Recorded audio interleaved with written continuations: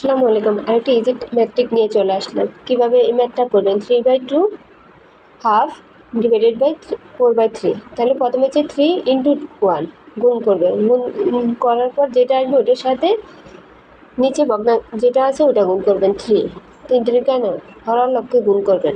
আবার নিচে দুইটা গুণ করে উপরের ভগ্নাংশটাতে গুণ করবেন। 2 দুগুণা 4, 4 4 16, নিচে 16 আর উপরে হচ্ছে 9। অ্যান্সার শেষ। আরেকটা করতে পারেন, সেটা হচ্ছে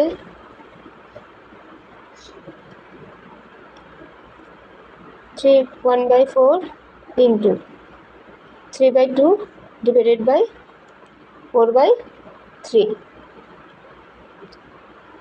তাহলে হচ্ছে নিচে দুইটা গুণ করবেন। 4 দুগুণা 8, আবার 8-এর সাথে 5 গুণ, 5 8 40।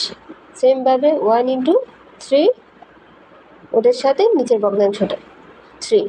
তাহলে 3 3 9। অ্যান্সার হবে হচ্ছে 9/40।